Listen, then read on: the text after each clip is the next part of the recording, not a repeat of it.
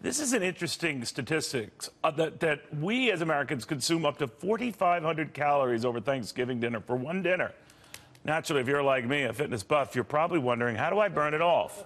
I want to go to my buddy, TV fitness personality, Tony Little. He's very inspirational, just with the words he says, let alone the workout that he commands. But, Tony, very good having you. Thank you for coming. Happy Thanksgiving. Thank you for saying that I don't eat. I was just trying to say how you stayed so fit, you know, but I guess it's calories in, calories out, all this other nonsense. Now, yeah, and exercise. Yeah, I keep hearing that. Now, tell me what you recommend. A lot of people are going to eat big time tomorrow. What do you tell them? Huffing and puffing for the stuffing. Well, maybe. Yeah. No, what I said, well, listen, you know what? It's carb loading, right? A lot of people understand carb loading. Thanksgiving's carb loading. I've always said, and if you remember this, I always said what was called the temple theory, right? 5 days a week, your body's a temple.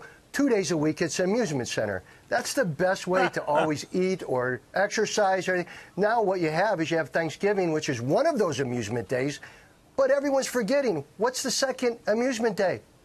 Leftovers. All right? We all have leftovers.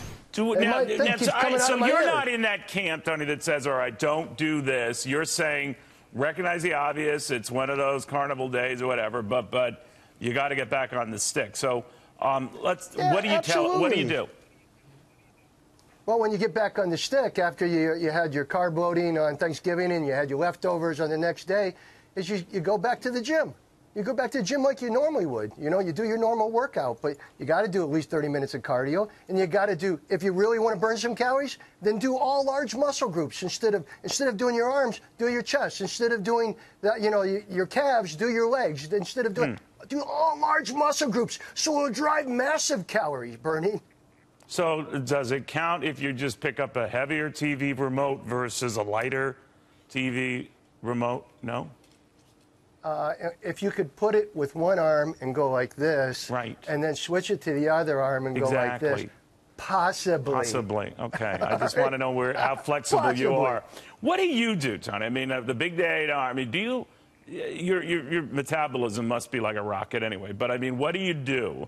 And furthermore, when you're with your family, do you rib them? Do you tell them, you know, after this you should run 5 miles or what? No, you know, I'm not hard on anybody on that.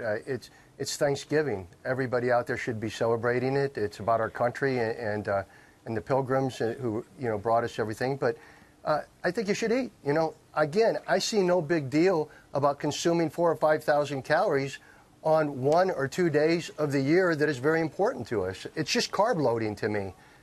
You know, for me, I work out twice a day because but turkey is a big part of that. Protein is a big part of that. Do you not have any of that stuff?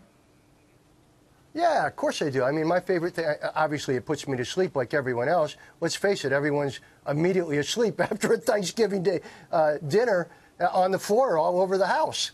So, but I get out later and, you know, I start to, you know, drink a little bit of caffeine, get myself back up a little bit, go outside, play with the kids, get active again, and then I hit the pumpkin pie later at night. Wow. You know, they've got all sorts of newfangled products for Thanksgiving. I guess every year we see variations of this. I don't know if you heard about the Cheetos folks are making a turkey that's just smashed Cheetos already over it. That must be a charmer. Then the Pringles has these various flavored Thanksgiving turkey-related flavored Pringles. What do you think of that kind of stuff? I mean, you're not into the junk food, right? No, I'm not into the junk food. I mean, that's non-traditional, right? I mean, that's just a marketing campaign to get somebody to eat something that they're already eating bad anyway, and now you have a reason to eat it bad on Thanksgiving or another holiday. It's all marketing. Do you not? Is there one thing? Hey, Neil. Go ahead. Yeah. You see me pulling this in and out all the time? Yes, I do. That's exercise. That's exercise. Well, hey, let me see what I can do. I think we're set.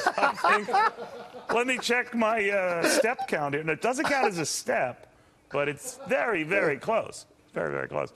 What do you think Americans are doing right now? I mean, I know this obesity epidemic still exists. I know you have worked very hard to try to get Americans back in shape, or at least think about what they're putting in their mouths and then what they're doing and live longer, healthier lives. You actually walk the talk here, but it's still a problem for this country, isn't it?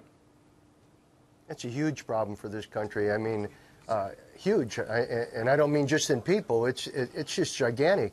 But you know, it's also, there's a lot of stress out there right now, and stress also causes people to eat, and so you got to reduce your stress. Listen, I believe in exercise. I believe I'm more creative after I exercise. I believe that I'm de-stressed after exercise. I believe that by increasing my lean muscle tissue, I actually can eat more because I'm upping my metabolism to burn calories more. So it's all, there's a huge advantage. Exercise is medicine for people, and they should be taking it because, listen, it can make a difference in your business. It can make a difference in your family. It can make a difference in your health. Now, do you have basic guidelines for exercise that you pass along to people? You know, there's this big sort of cause within the American Heart Association, try to get people to walk at least 10,000 steps during the course of a day. Others are saying, hey, we got to up that to 15,000 steps. The big thing is movement. A lot of these doctors say you just got to move. You got to move. What do you say? I agree with the doctors. You just got to move. You know, listen, if you're going to spend all your time just lying on a couch in front of a television, then you're going to reap the rewards of that, which aren't very much of a reward, are they? Yeah, you're right. You got to get out and move. You know, you got to get out and move is right. I just don't think you need to be hardcore. I think people also aren't educated in some of the simple things that make a difference in their life.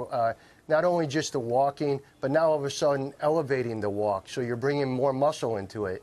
You know, a lot of people will walk, but if you're on a treadmill and you up the elevation, you're starting to bring more thigh into it, more butt into it, and you're burning more calories later on. Preaching to the choir, after buddy. that. Preaching to the choir. Fitness buff to fitness buff. It was like a bonding moment here. I felt it. I know you did. Tony Lowe, thank you very much, my friend. You're the best.